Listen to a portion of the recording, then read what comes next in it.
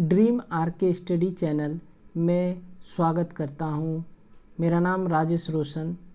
आज RRB NTPC 2024 का कुछ क्वेश्चन मैथ्स का लिए हुए हैं।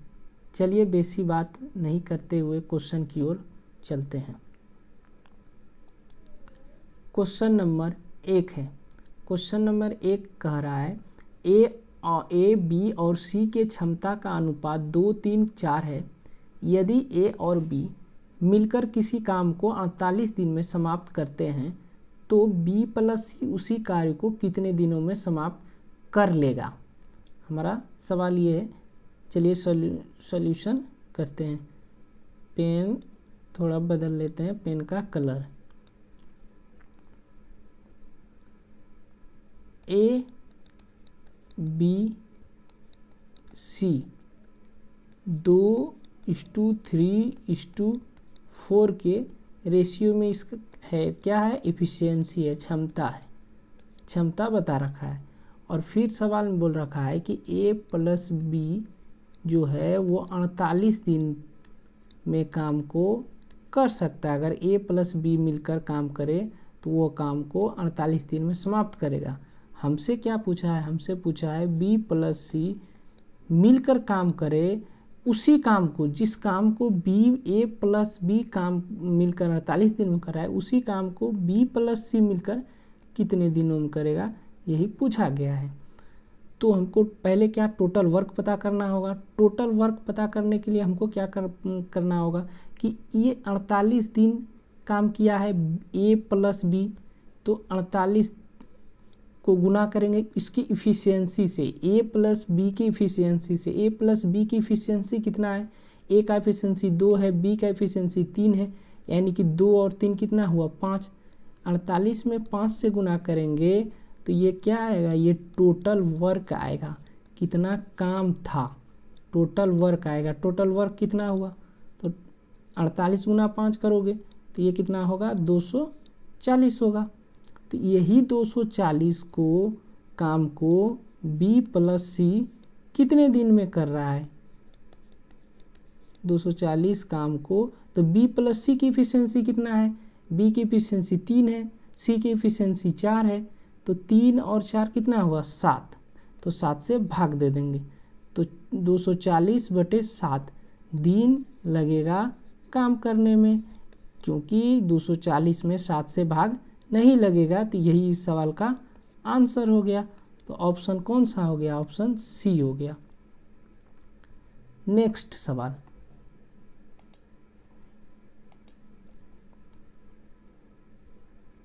नेक्स्ट सवाल, सवाल नंबर 2। सवाल नंबर 2 क्या कह रहा है? एक नाव नदी के बहाव की दिशा में 4 घंटे में 60 किलोमीटर जाती है। यदि नाव की चाल नदी की दुगनी है तो बताएं नदी के बहाव की विपरीत दिशा में नाव 20 घंटे में कितनी दूरी जाएगी। चलिए हम लोग सॉल्व करते हैं इसको। देखिए, एक नाव नदी के बहाव की दिशा में 4 घंटे में 60 किलोमीटर जाती है। तो मान लेते हैं नदी की बहाव x है और धारा की बहाव y है। तो स्पीड इस दोनों को निकाल लेंगे। कैसे निकालेंगे? 60 उसका दूरी था, वो 60 कितने घंटे में चला? तो वो 4 घंटे में, यानी कि 15 किलोमीटर पर घंटा उसका चाल था। एक नाव नदी के बहाव की दिशा में, नदी की बहाव की दिशा में 15 किलोमीटर पर घंटे की चाल से चल रहा था। बोला यदि नाव की चाल नदी की दुगनी है, बोल रहा है नाव की चाल जो है, नाव की चाल नदी की चाल की दुगनी है। इट मीन्स ये अगर ये 1 गुना है तो इसका ये 2 गुना है। तो ये 3 यूनिट बराबर हमको बता रखा है कि 15। तो 1 यूनिट बराबर कितना होगा? 1 यूनिट बराबर 5 होगा। तो 1 यूनिट बराबर 5 होगा तो 2 यूनिट बराबर कितना होगा? 10 होगा। और 1 यूनिट बराबर 5 हो गया। मतलब नाव की चाल 10 किलोमीटर पर घंटा होगा और बहाव की चाल यानी कि धारा की चाल 5 किलोमीटर पर घंटा होगा। और हमसे क्या पूछा गया, हमसे पूछा गया है कि बहाव के विपरीत दिशा में, मतलब x माइनस वाई की दिशा में 20 घंटे तक चलता है तो दूरी पूछा है। तो x माइनस वाई 10 माइनस 5 करेंगे कितना होगा 5, 5 से 20 में गुना करेंगे कितना होगा 100 किलोमीटर इस सवाल का आंसर होगा।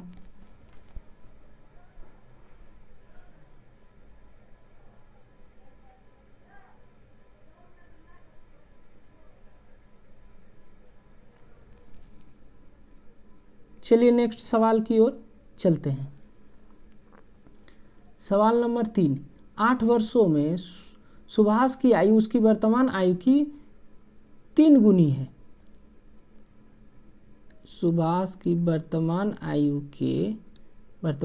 1 है तो उसकी 3 गुनी है 8 वर्ष बाद। तो 8 वर्ष बाद इस दोनों के बीच क्या है, कितने यूनिट का अंतर है, तो 2 यूनिट का अंतर है। तो 2 यूनिट बराबर हो गया 8 वर्ष। तो 1 यूनिट बराबर कितने हो गया, 1 यूनिट बराबर 4 ईयर हो गया। मतलब अब जो है वो 12 वर्ष का है, 4 गुना हो जाएगा, ये 4 गुना है वो 4 वर्ष का, यानी कि वर्तमान उम्र से 8 वर्ष बाद वो 12 वर्ष का है और वर्तमान में वो 4 वर्ष का है। हमसे पूछा गया कितने वर्ष में सुभाष की आयु उसकी वर्तमान आयु की 5 गुनी होगी। तो वर्तमान आयु क्या है, अभी निकाले हम 4 वर्ष, तो इसका 5 गुना, तो 5 गुना मतलब इसमें 5 से गुना कर देंगे तो ये 20 वर्ष हो जाएगा। तो ये कितने वर्ष बाद हुआ, तो इससे इसको इसमें अंतर देख लेंगे। तो अंतर कितना का है, 16 वर्ष बाद उसका आयु 5 गुना हो जाएगा। तो यही पूछा कितने वर्ष बाद उसका 5 गुना हो जाएगा, तो 16 वर्ष बाद उसका हो जाएगा। तो यानी इट मीन्स इस सवाल का आंसर 16 हो गया। चलिए नेक्स्ट सवाल की ओर। सवाल नंबर 4, एक पेंटिंग को यदि 5% के छूट के बाद 5225 में बेचा गया तो पेंटिंग का अंकित मूल्य क्या है। 5% के छूट पर बेचने पर कितना में बेचा गया, 5225 में बेचा गया।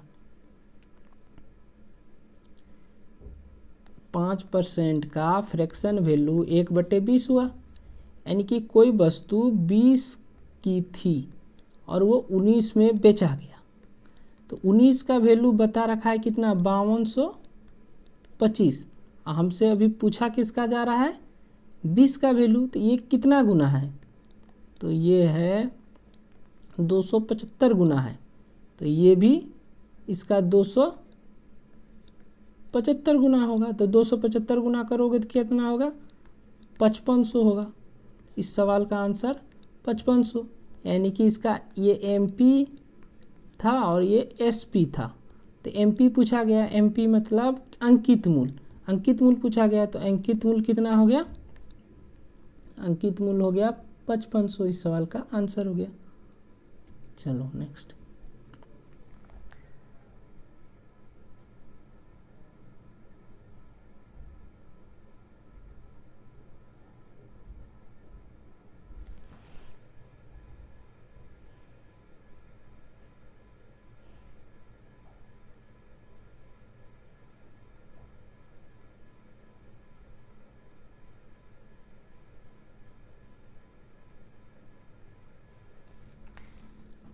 पाँच नंबर क्वेश्चन क्या बोल रहा है, ए किसी कार्य को 25 दिनों में पूरा कर सकता है, बी इसी कार्य को 20 दिनों में पूरा कर सकता है। वे दोनों मिलकर 5 दिन काम करते हैं और उसके बाद एक कार्य छोड़ देता है, तो बी से इस कार्य को कितने दिनों में पूरा करेगा।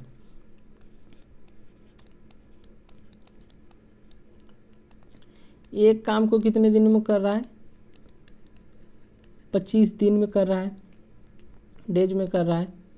बी कितने दिन में कर रहा है, बी 20 दिन कर रहा है, 20 दिन में कर रहा है। अब इस दोनों का एलसीएम कितना होगा, तो 100 होगा। 25 चौके कितना हुआ 100, 20 पंचे कितना हुआ 100। अब बोला वे दोनों मिलकर 5 दिन काम करते हैं। ये दोनों मिलकर 5 दिन, एक दिन में कितना काम हो रहा है, तो एक दिन में ये 4 काम कर रहा है, एक दिन में भी 5 काम कर रहे हैं, तो दोनों एक दिन में साथ मिलकर कितना काम कर रहा है, तो दोनों एक दिन में 9 काम कर रहा है और दोनों मिलकर 5 दिन तक काम किया, मतलब 45 काम हो गया। और इसके बाद एक काम छोड़ दिया, मतलब 5 दिन बाद एक काम को छोड़ दे रहा है, तो 100 काम था, 45 दिन पूरा हो गया, तो 100 में अगर 45 काम पूरा हो गया तो बचा कितना काम, यानी कि शेष काम कितना बचा, तो शेष काम बचा 55, ये शेष काम बचा। तो इस बी शेष कार्य को कितने दिनों में करेगा, तो बी शेष काम 55 है, ये कितने दिनों में करेगा, तो बी का इफिशियंसी कितना है 5, तो 55 काम को ये 5 की इफिशियंसी से करेगा, तो ये 11 दिन में इस काम को कर लेगा, 11 डेज में। तो इस सवाल का आंसर क्या हो गया 11 दिन, ऑप्शन नंबर ए।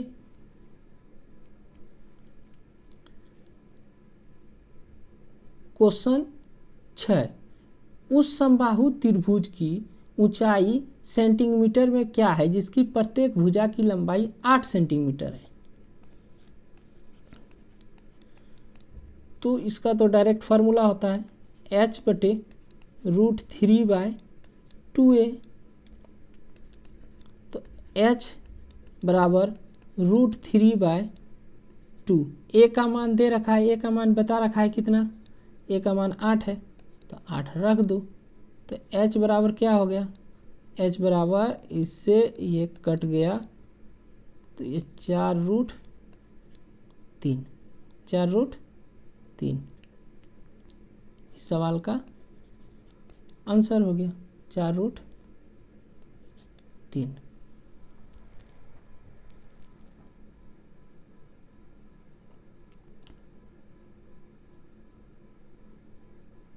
नेक्स्ट सवाल 7 नंबर सवाल, यदि sec theta plus tan theta बटे sec theta minus tan theta बराबर 7/4 है तो कोसेक थीटा का मान क्या होगा। तो इसको सॉल्व करने से पहले कैपेनेंडो एंड डिविडेंडो को रूल पता होना चाहिए, a + b a - b बराबर c/d। तो a/b बराबर c + d c - d, ये रूल पता होनी चाहिए। चलिए अब सॉल्व करते हैं। इस रूल के हिसाब से अगर ये दोनों ये ऊपर जाकर जुटेगी पूरी संख्या, तो ये क्या होगा सेक थीटा, और नीचे क्या होगा टेन थीटा। उसी तरह 7 में 4 जुटेगा 11 होगा, बटे 7 में 4 घटेगा तो 3 होगा, और यहाँ क्या होगा 1/sin थीटा बटे 11/3 होगा, 1/sin थीटा बटे मतलब 1/sin थीटा मतलब कोसेक थीटा, कोसेक थीटा बराबर 11/3। इस सवाल के आंसर हो गया, यही पूछा गया था हमसे, तो 11/3 ऑप्शन नंबर सी। नेक्स्ट सवाल, सवाल नंबर 8, 18 सेंटीमीटर 12 सेंटीमीटर त्रिज्या वाले दो वृत्त एक दूसरे को बाह्य रूप से स्पर्श करते हैं, तो उनकी सीधी उभयनिष्ठ स्पर्श रेखा की लंबाई ज्ञात कीजिए। ये एक वृत्त है और इससे हल्का छोटा एक वृत्त स्पर्श करती है, तो पूछ रहा है कि स्पर्श, तो उसकी सीधी रेखा की लंबाई क्या होगी। तो ये होगा R1 × R2 बराबर 2 सॉरी इसका डायरेक्ट फार्मूला होता है DCT बराबर 2 × R1 × R2 2। तो 2 R1 का मान कितना हुआ 18, R2 का मान कितना हुआ 12। ये फार्मूला याद रखना होगा, ये फार्मूला याद रखना होगा, ये फार्मूला को याद रखना होगा। तो 2 गुना 6 गुना √6 कितना होगा 12√6। इस सवाल का आंसर हो गया ऑप्शन नंबर बी।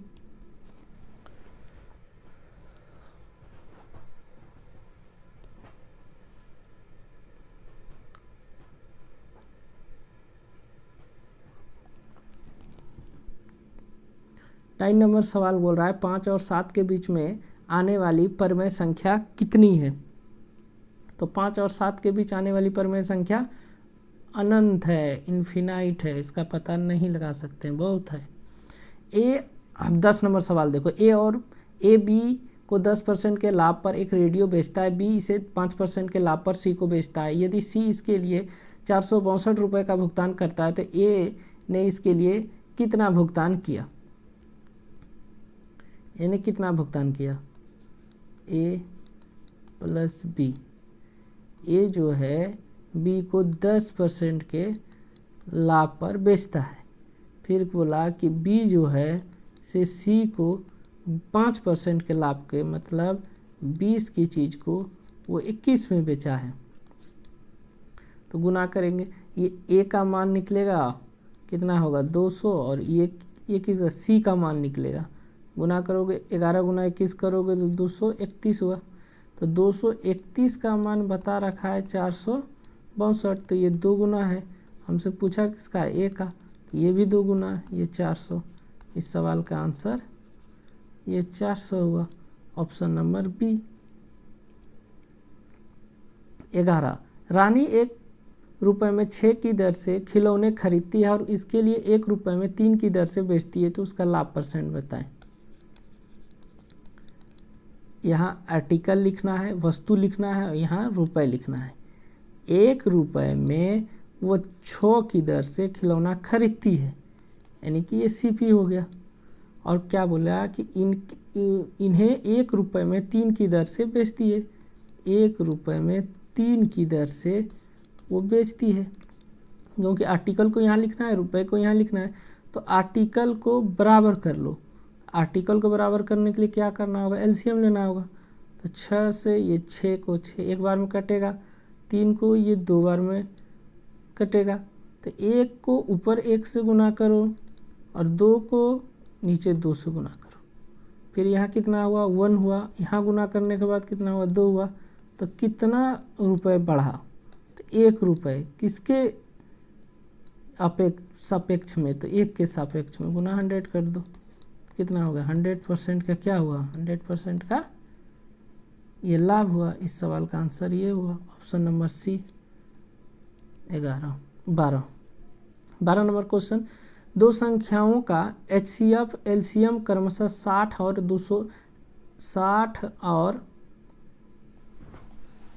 420 है, तो यदि पहली संख्या को 2 से विभाजित किया जाए तो भागफल 60 होगा, तो दूसरी संख्या क्या है ये पूछा गया है। तो हम लोग को एक सूत्र पता है, HCF गुना LCM बराबर पहली संख्या गुना दूसरी संख्या, ये बराबर होती है दोनों का मान। तो देखो पहली संख्या हमें पता है, कैसे पता है पहली संख्या, भागफल 60 है, भागफल कितना है 60 है, मतलब कोई संख्या है, मान लो वो पहली संख्या है, वो पहली संख्या है। कैसे है पहली संख्या, देखो मान लो ये पहली संख्या है, इसमें 2 से भाग दिया गया तो कितना हुआ 60 हुआ। तो पहली संख्या कितना निकला, पहली संख्या निकल गया 120। और HCF बता रखा है कितना है 60 है, और LCM कितना है 420 है। और पहली संख्या अभी निकाले कितना 120, और दूसरी संख्या निकालना है हमको। 60 से ये कितने बार में भाग लगा 2 बार में, 2 से ये कितने बार में लगा, 210 बार में, तो दूसरी संख्या कितना हुआ, 210। इस सवाल का आंसर हो गया ऑप्शन नंबर बी। 13 नंबर सवाल, दो संख्याओं का अनुपात 9:11 है। यदि प्रत्येक संख्या में 6 जोड़ा जाए तो उसका अनुपात 6:7 हो जाता है, तो बड़ी संख्या क्या है।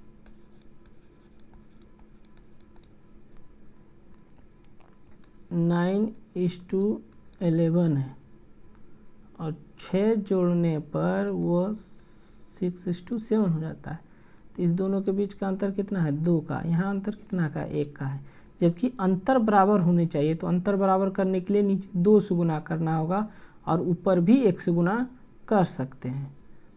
तो ये 9 को 1 से गुना करेंगे तो 9 होगा, 11 से गुना करेंगे तो 11 ही होगा। इधर नीचे 2 से गुना करेंगे तो 2 को इससे गुना करेंगे तो 12 होगा और ये 14 होगा। तो अब अंतर कितना है दोनों में, तो 3 यूनिट का अंतर है। 3 यूनिट बराबर 6 है, तो 1 यूनिट बराबर कितना होगा, 2 होगा। तो बड़ी संख्या कौन है, बड़ी संख्या पहले संख्या मत देखो, अब जो निकालें वो देखो। तो ये बड़ी संख्या 11 है, तो 11 यूनिट बराबर कितना हो गया, 22। तो यहाँ लिखो बड़ी संख्या कितना है, 22। इस सवाल का आंसर ऑप्शन नंबर ए। 14 में क्या बोला, 1 minus sine 35 degree into cos 55 degree.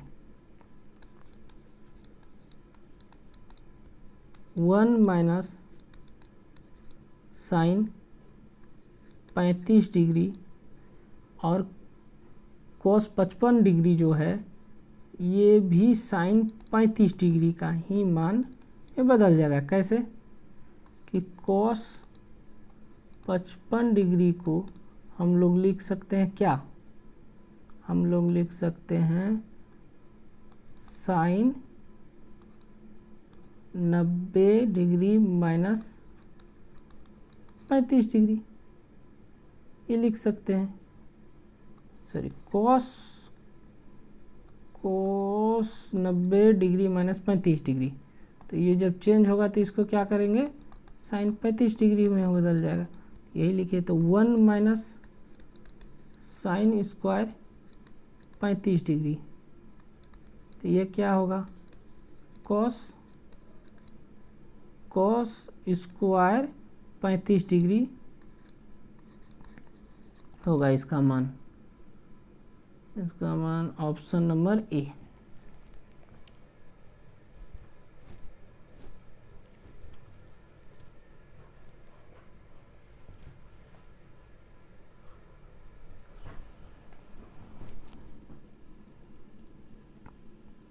पंद्रह नंबर सवाल, एक्स वाई जेड के वे मान ज्ञात कीजिए जिनके नीचे दिए गए समीकरण को संतुष्ट किया जा सके।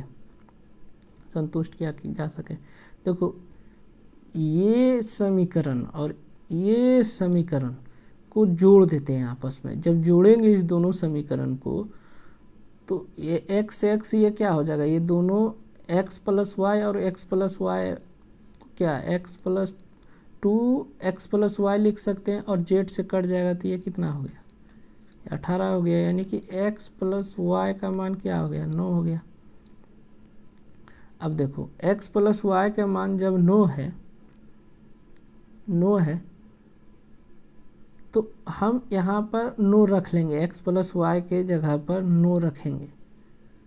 तो इसमें क्या घटाएं कि 6 हो जाए, तो z का मान 3 होगा। यानी कि z का मान हमको पता चल गया कितना है, z का मान 3 है।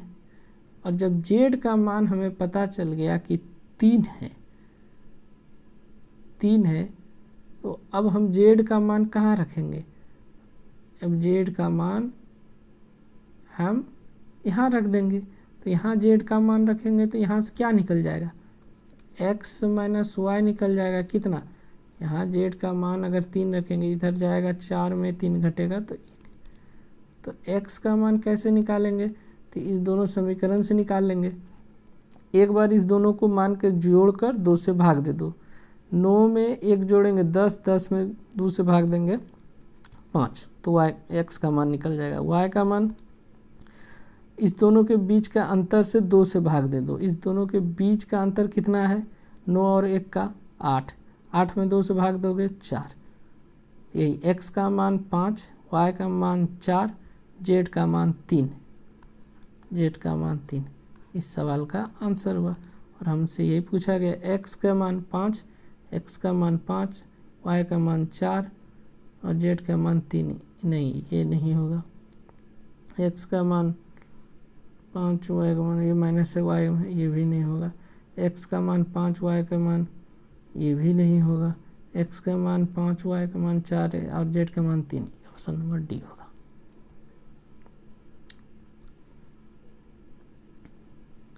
यदि एक घन का विकर्ण 10/√3 सेंटीमीटर लंबा है तो इसका आयतन कितना है।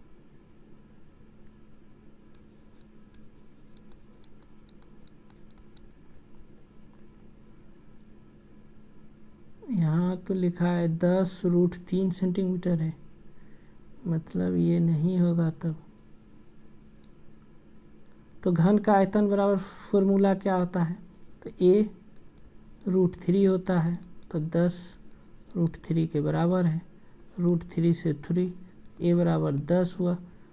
और घन के आयतन का फार्मूला है a³, तो 10 का क्यूब बराबर क्या हो गया, 1000 सेंटीमीटर क्यूब। इस सवाल का answer option number C. 17 number सवाल है 2 पर पावर x प्लस 2.5 है बराबर 32 है। 32 है। 2 पर पावर x प्लस 2.5 बराबर 32। हमसे पूछा गया है कि 4 पर पावर x माइनस 1 का मान क्या होगा। तो यहाँ से x का मान निकाल लेते हैं हम लोग। तो 2 पर पावर x प्लस 2.5 बराबर 32 को हम लिख सकते हैं 2 पर पावर 5। तो ये आधार आधार बराबर हो गया, तो पावर भी क्या होगा, बराबर होगा। तो x प्लस 2.5 बराबर 5, तो x बराबर क्या हो गया 2.5। x का मान पता चल गया कितना 2.5। और हमसे पूछा क्या गया, हमसे पूछा गया कि 4 पर पावर x माइनस 1, यही पूछा गया हमसे। तो यहाँ पर x के मान रखेंगे 4 पर पावर 2.5 माइनस 1, तो कितना होगा, तो 4 पर पावर 1.5 होगा, 1.5 होगा। और इसको हम तोड़ सकते हैं, इसको इस तरह 2 पर पावर 2 लिख सकते हैं 4 को, और 1.5 को हम लिख सकते हैं, क्या लिख सकते हैं 3/2। 2 से 2 खत्म, तो 2 पर पावर q बराबर 8 इस सवाल का आंसर हो गया। 18 नंबर सवाल, एक शहर का नक्शा 1:50,000 के मापने पर तैयार किया जाता है। तो इस नक्शे पर 2 शहरों A और B के बीच की दूरी 12 सेंटीमीटर है। दोनों शहरों के बीच की वास्तविक दूरी कितनी होगी। मतलब 1 सेंटीमीटर बराबर यानी कि 50,000 है। तो 1 सेंटीमीटर बराबर 1 सेंटीमीटर, अगर हम इससे 100 से भाग दे दें तो ये कितना होगा, ये 500 मीटर हो जाएगा। अगर 1 सेंटीमीटर है बराबर, अगर फिर इसमें 1000 से भाग दे दें तो 1/2 किलोमीटर हो जाएगा। तो 12 सेंटीमीटर दूरी है ए और बी के बीच के, तो 12 सेंटीमीटर बराबर क्या होगा 12 गुना 1/2 बराबर 6 किलोमीटर इस सवाल का आंसर हो जाएगा ऑप्शन नंबर सी। सवाल 19, 800 मीटर लंबे एक ट्रेन 120 किलोमीटर पर घंटे की चाल से चल रही है और इसे 1200 मीटर लंबे पुल को पार करने में कितना समय लगेगा। एक ट्रेन 800 मीटर है और ये 1200 मीटर उसके लंबे पुल है, मतलब कितना हो गया टोटल डिस्टेंस 2000 है। 2000 को ही वो 120 किलोमीटर पर घंटे की स्पीड से चल रही है, तो ये मीटर में है और ये किलोमीटर में है, तो इसको मीटर में ही मीटर पर सेकंड में बदलना होगा, यानी कि 120 को 5/18 से गुना करना होगा, तब ये किस में बदलेगा, ये तब मीटर पर सेकंड में बदलेगा। तो ये 6 से काट लें 3 बार में और ये 20 बार, तो ये कितना हो गया 100/3 मीटर पर सेकंड।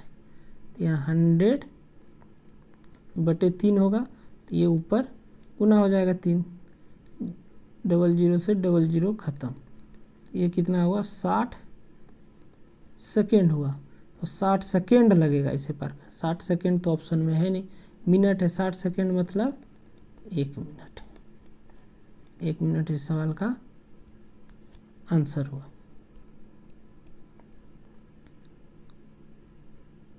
क्वेश्चन नंबर 20, यदि x बराबर √3 + √2 है तो x² + 1/x² का मान क्या होगा। x बराबर √3 + √2 है तो 1/x बराबर निकालने के लिए x - √2 लेना होगा, इसका चिन्ह सिर्फ बदल जाएगा और फिर इस दोनों को क्या करेंगे जोड़ देंगे, तो x + 1/x बराबर जोड़ेंगे तो इससे ये ख़त्म, इससे ये ख़त्म, तो यहाँ क्या होगा 2√3। हमसे पूछा क्या गया, हमसे पूछा गया x² + 1/x² बराबर 2√3 का स्क्वायर -2 बराबर ये 4, ये 12 - 2 बराबर कितना हो गया, ये 10 इस सवाल का आंसर हो गया। देखो यहाँ जो फार्मूला लगा है, ये फार्मूला होता है x + 1/x बराबर, अगर a है तो x² + 1/x² बराबर a² - 2 होता है, एक फार्मूला हुआ। फिर इसका एक और फार्मूला होता है x³ + 1/x³ बराबर a³ - 3a।